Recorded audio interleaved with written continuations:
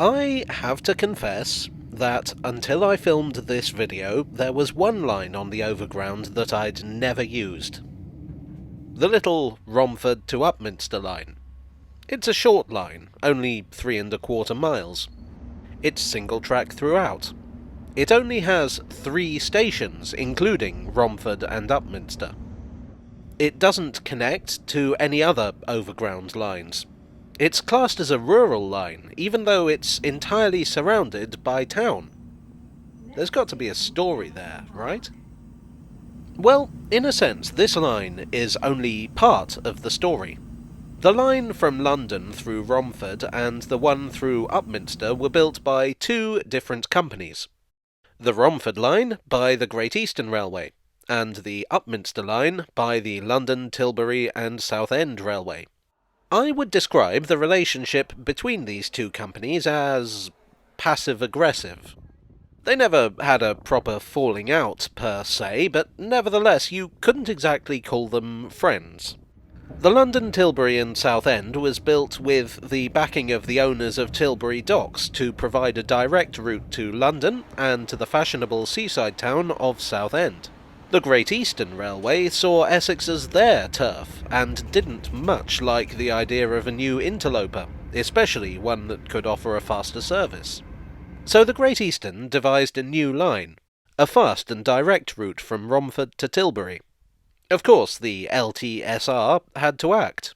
They weren't about to let their rivals scoop their traffic up. They proposed a line of their own, from Romford to Grays, where it would meet their already existing line to Tilbury.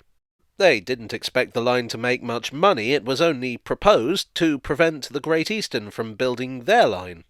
Parliament mulled over these 2 proposals, as well as an independent Romford and Tilbury railway, before eventually deciding in favour of the London, Tilbury and Southend. It opened in 1893. The northern end of this route is what forms the Romford to Upminster line. They didn't want to build the line, really, but they kind of had to. The line was built as single track. As I say, they didn't anticipate much traffic, and a single track line was cheap to build and less disruptive to local residents than a double track would be. The original plan was to share the station at Romford, but the Great Eastern explained that they couldn't possibly allow that, because the lines were too busy. The LTSR would have to build their own separate station. This was it here. I dare say the fact that the London, Tilbury and Southend would have to spend a considerable amount of money on this new station was just a bonus. In those early days there was no Emerson Park station. In fact, there was no Emerson Park. In those days this really was a rural railway. Rural railway is quite a hard thing to say over and over again when you're tired, by the way. Trains consisted of 4-wheeled coaches hauled by tank engines of the 442 wheel arrangement. The LTSR were particularly fond of this wheel arrangement, and this type of locomotive, and those that were developed from it, were known as Tilbury Universal Machines. The line actually wound up being quite successful. Romford was a market town with plenty of traffic to be had. It was also a very useful alternative route into London from Tilbury for when traffic got too heavy. But as the 20th century dawned, a new source of traffic was about to appear. Housing estates began to spring up around Hornchurch and Upminster. The residents of the Emerson Park estate and other local developments began to agitate for their own station. The Great Eastern ummed and ahed about it, and once again it was the LTSR who got there first. On the 1st of October 1909 they opened Emerson Park Halt. The Great Eastern Railway hastily introduced a bus service from Romford to Emerson Park, but it doesn't seem to have had much effect on the railway. There were also campaigns to build new halts at Wingletie Lane and Brentwood Road, but those came to nothing.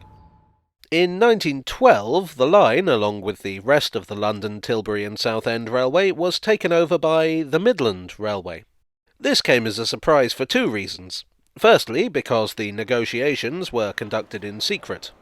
And secondly, because Essex is not in the Midlands. Nevertheless, that was the situation. In 1923, the Midland would itself be taken over, amalgamating with a number of other railways to form the London, Midland and Scottish Railway. Meanwhile, the Great Eastern would also be taken over, becoming part of the London and North Eastern Railway.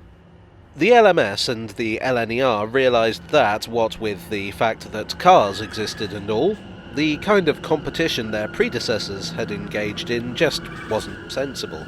So they began to cooperate. Well, sometimes. Point is, they decided that it was silly to have two separate stations at Romford, so in 1934 they closed the old LTSR building. That same year, a new kind of train was introduced to deal with passenger complaints about a poor service: the push-pull. These were short passenger trains where the rear coach contained a driver's cab linked to the controls on the locomotive. What this meant was that the train could operate in reverse with the locomotive pushing, which was otherwise considered unsafe. By eliminating the shunting at the end of the line, it could save an awful lot of time. It enabled short but frequent services over the line. The Romford Times commented, "The old inadequate service has been in operation for so many years that the public cannot easily acclimatise themselves to the fact that the railway is a convenient mode of travel." The line itself would gain the nickname the Romford Push and Pull, by which some still know it today. That being said, the locomotives the LMS allocated were wheezy old tank engines, the oldest of which dated back to 1876, and the newest to 1892. As a consequence, the service was sarcastically nicknamed the Romford Flyer, or One Lung Charlie. I have to say, One Lung Charlie sounds like Thomas the Tank Engine's creepy friend who hangs around the back of the sheds and makes lewd suggestions to the coaches. In 1948, the line got taken over again. This time, all the public railways in Britain were nationalised and became part of British Railways. The Second World War had taken its toll on the railways, and so BR were keen to save money wherever they could. In the case of the Romford-Upminster line, this meant cutting services back to one every half hour with no trains on Sundays. In 1956, the steam trains were withdrawn and replaced with two-coach diesel units, which were totally inadequate during rush hour. The following year, a new platform was built at Upminster for the diesels, the one that serves the line today. And the year after that, trains were increased to 3 coaches. In 1963, the so-called Beeching Report was published.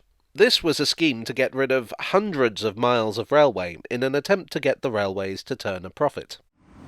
The Romford to Upminster line was one of the lines announced to close. This made no sense to local residents.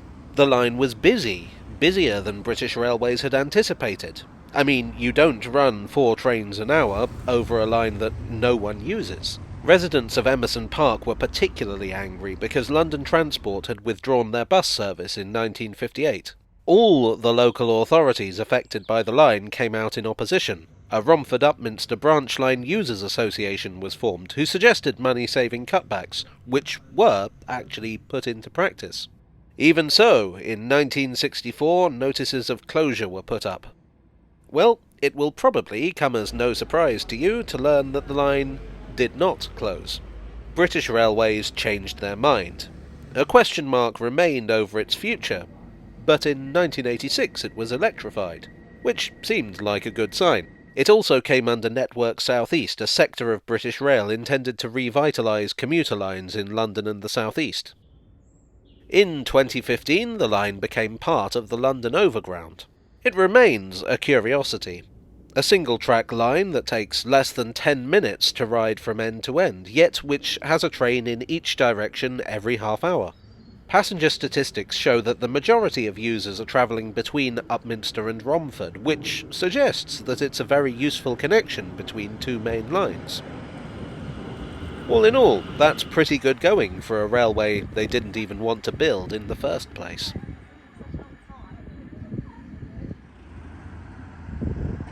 Hello all, I hope you enjoyed today's video. If so, please do click the like button and consider subscribing for more. Thanks as always to my donors on the Ko-fi and the Patreon. You are the Emerson Park to my branch line. And I'll see you all again very soon. Cheerio.